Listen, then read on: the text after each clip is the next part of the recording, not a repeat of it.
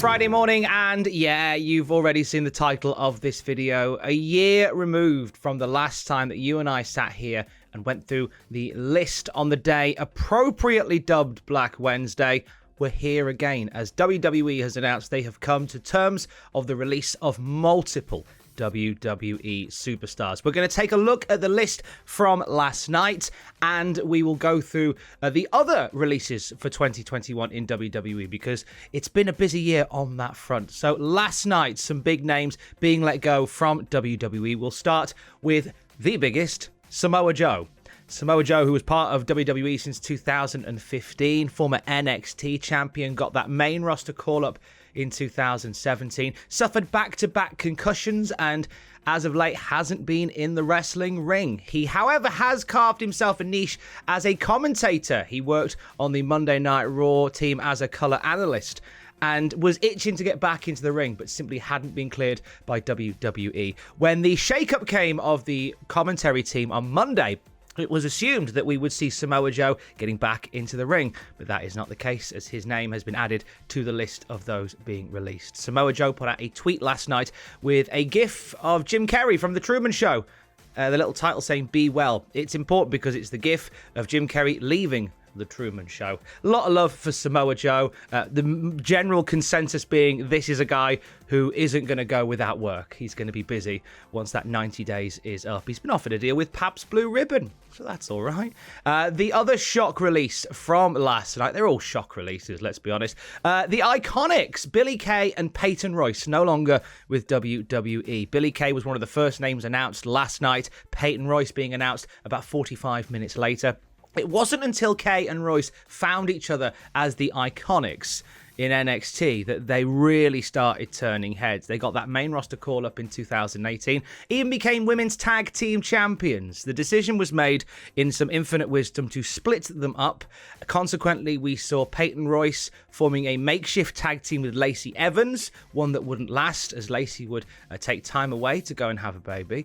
And Billie Kay would go to SmackDown, where she would be touting for a new tag team partner and a new friend, taking a headshot and resume everywhere she went, and just stealing the camera and stealing the spotlight in the best way possible every time she was on screen. There was some rumors, some talk of maybe combining the Iconics once again around WrestleMania. That did not transpire. We did see Billie Kay as part of the women's tag team turmoil match on night one, and that was the last time that we will see her. Now, Peyton Royce, at time of recording, hasn't put anything out onto social medias, but Billie Kay did put out a message on her socials last night thanking WWE, saying, "You fulfilled my dreams entirely." She also thanks the fans, and of course, she thanks Peyton Royce. She says, "Our journey started together, and it's only fitting that it ends together. I love you, I'm beyond proud of you, and I'm with you forever." The Iconics added to that list, along with surefire WWE Hall of Famer in Mickie James.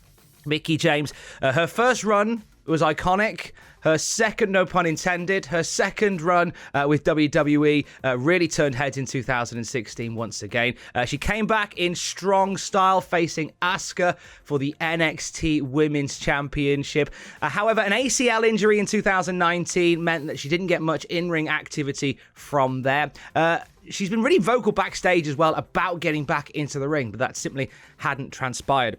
She had her last high-profile match on Monday Night Raw. It was a title match against Asuka, which saw Mickie James selling an injury so well that the ref threw the match out. That was a thing that happened. She also appeared on commentary for TakeOver Stand and Deliver. She was on the kickoff show, calling the match between Toni Storm and Zoe Stark. But there is something quite fitting that in this second run that Mickie James has had, her first and last match was against Asuka. It seems quite appropriate that. Mickie put out a tweet last night saying that she was grateful for the memories, for the fans, for the locker room, and for the keys to the golden handcuffs. Big things from Mickie James, no doubt, round the corner for her. Chelsea Green, another name added to this list, appeared in a segment with the Bellas and Stephanie McMahon back in 2014 as Daniel Bryan's physical assistant. That one. She competed in Tough Enough in 2015. She was signed in 2018. On her first televised match, however, she broke her wrist in NXT. When she came back, she was part of the Robert Stone brand. and looked like there were good things there. She got called up at the end of 2020 to SmackDown. Unfortunately, history repeated itself when we see that Chelsea Green broke her wrist once again in her first match on SmackDown. She hasn't been back in the ring since, and now she's no longer part of WWE's plans going forward. Chelsea posted last night saying, "I didn't do everything I set out to do, but I'm proud of what I have done." Signing off her message with, "It's been short and sweet, WWE Universe. I'll see you on TV." Another name from last night is Wesley Blake. Joined NXT in 2013, found himself as an NXT Tag Team Champion alongside Buddy Murphy, but it wasn't until he started working as part of the Forgotten Sons with Steve Cutler and Jackson Ryker that they finally got that call-up, and he was part of the SmackDown roster in 2020. Unfortunately, Blake and Cutler were caught in the crossfire of comments made by Jackson Ryker that led to the team being removed from television. Blake and Cutler would make a return as the sidekicks, the lackeys, the strong men of King Corbin for a very brief time. However, that wasn't to last. Steve Cutler released back in February, and now Blake has joined him as well. Blake put out a tweet saying, "One door closes, another door opens. Thank you to all who have helped me along the way. Much love." Tucker, the next name on our list today, one half formerly of Heavy Machinery. He's actually been with NXT since 2013, and so he's been with the company for a while. It wasn't until that he formed the tag team with Otis, Heavy Machinery, in 2016 that he really started getting properly noticed, I do believe. It's a story, and it's a team that got him onto the SmackDown roster. There was a split between Heavy Machinery, Tucker turning on Otis, and it went absolutely nowhere. There were no plans following the divide. Tucker very much languished. The last time we saw him was part of the Andre the Giant Memorial Battle Royal on SmackDown on Friday. Tucker posted out a photo of himself playing golf while smoking a bifter to mark the release from his WWE contract. He's making lemonade, he says. Kalisto is the next one in this list. Another guy who's been with the company for a good long while. He joined back in 2013. A decorated Lucha career sees Kalisto part of the Lucha Dragons in NXT, and later on finding success with the Lucha House Party alongside Gran Metalik and Lince Dorado. A former US champion and a staple of 205 Live as well. Also, he was part of the 24/7 division on Raw. Less said about that, the better.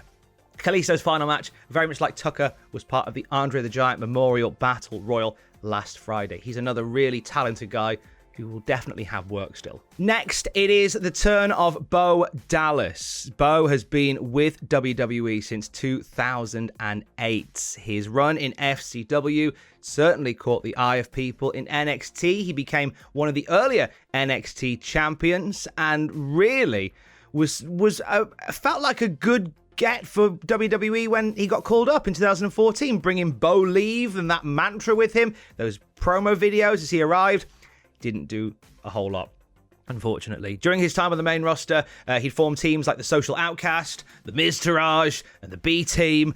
All these stables built around the idea of being the underdog. And however, it wouldn't really amount to a lot in the grand scheme of things. They would get over to an extent, but I think the case is with a lot of guys that we speak of, it's fine for you to get over as long as you're getting over on our terms. That kind of seems to be the message that we get from days like this.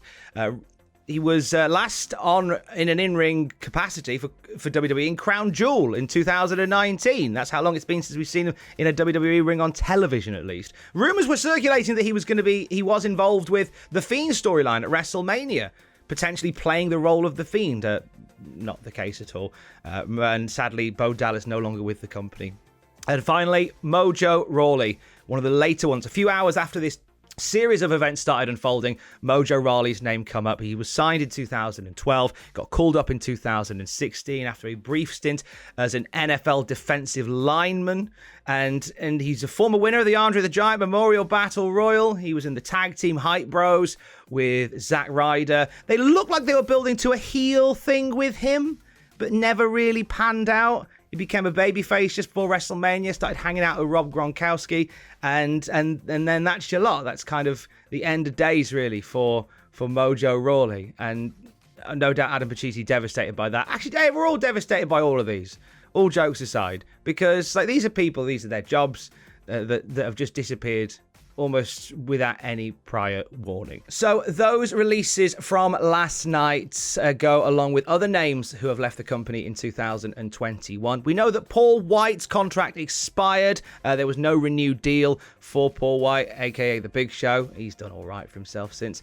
We know Steve Cutler was released from his contract back in February. Also, Lars Sullivan, a controversial character backstage, and quite a few problematic issues led to him quietly being released from the company this year as well. And we've talked quite a lot about him as of late. Andrade released from his WWE contract at his consent just the other week, and no doubt big things for La Sombra are coming soon. Best wishes to everybody involved in all of this today. No doubt there'll be more details about this down the road, but we send our best wishes to all those released from WWE over the past 24 hours and beyond. And when we have more details, we will keep you updated at cultaholic.com.